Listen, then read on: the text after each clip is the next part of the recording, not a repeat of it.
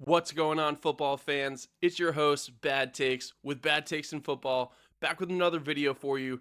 Gonna dive into another quarterback change in the NFL, but before I do that, make sure you hit that subscribe button. I'm on my road to my first 100 subscribers. It really helps me out, and it's free for you to do. Also, make sure to like and comment on this video. What do you think about the quarterback change in Cleveland? Let's dive into today's video.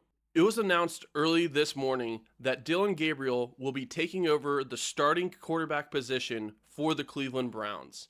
This means they're moving Joe Flacco to be the second string quarterback. This means they're keeping Shedeur Sanders, the other quarterback they drafted, as their third string quarterback. Dillon Gabriel is a 5'11, 205-pound quarterback that was drafted in the third round, 94th overall by the Cleveland Browns. The Cleveland Browns have a really crazy quarterback history. I'm sure everyone here has seen those jerseys that have a list of like 20 quarterbacks as the last name on that actual jersey. And Dillon Gabriel is just another name to add to that list. Joe Flacco was filling in for a hurt Deshaun Watson, who had had an Achilles injury and re-injured it prior to this season and is now out for the rest of this season as well. You have to wonder what was really involved in this decision. Did the Browns see what we all saw and just understand that they're not necessarily a playoff team and they need to give these rookie quarterbacks a chance?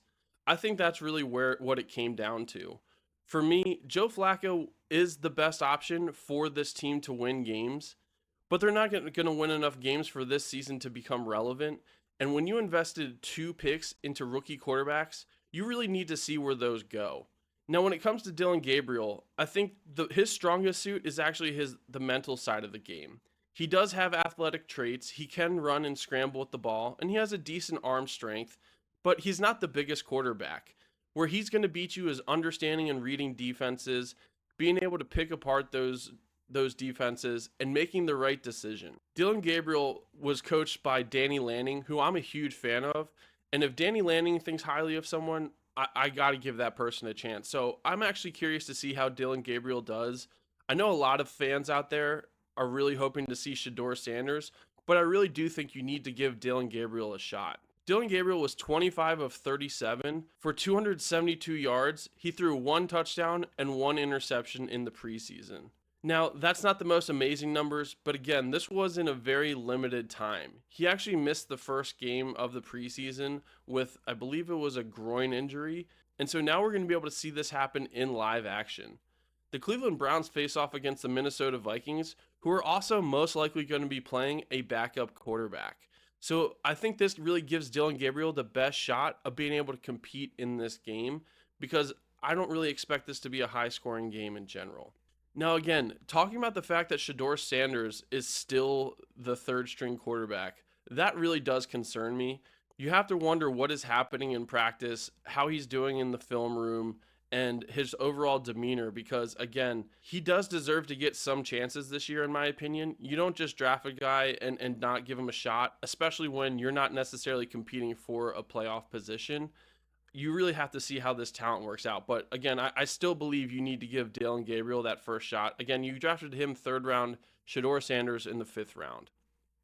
The other crazy aspect to this is if I were to told you 8 weeks ago that Jake Browning, Dillon Gabriel, Aaron Rodgers, and Cooper Rush would be the starting quarterbacks week 5, you probably would have told me I'm crazy. But that's the world that we live in. This is the NFL.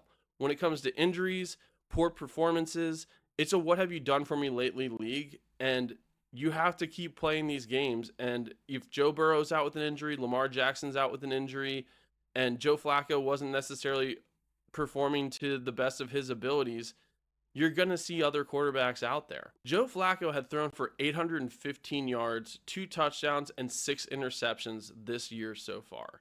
That is obviously not the numbers that you want to have if you're a starting quarterback. It's never a good sign when you have more interceptions than touchdowns, and that's really been a tale of his career. Joe Flacco has played 18 seasons in the NFL. That is an amazing feat in itself. He was a Super Bowl winning quarterback for the Baltimore Ravens back in 2012, and this is after being drafted by the Ravens in 2008 as a first round pick.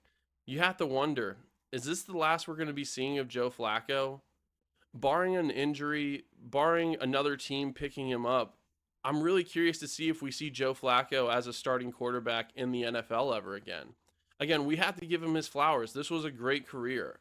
Super Bowl MVP winning quarterback Joe Flacco, the elitist quarterback there is in the NFL history. I myself enjoyed watching him play.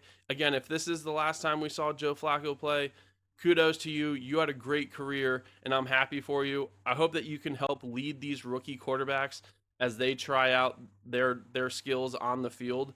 Again, Dillon Gabriel, he is a smaller quarterback, but he does have the ability to win the Browns some games, I think. The Minnesota Vikings matchup is a game where I do think he has some of those opportunities. Again, this is probably going to be up against Carson Wentz. So it's not like they're going up against a Pro Bowl caliber quarterback right now. What do you think about this decision? Do you think Dillon Gabriel is going to win in his first start in the NFL? That's it for me today. Thank you for watching. This is Bad Takes with Bad Takes in Football, signing out.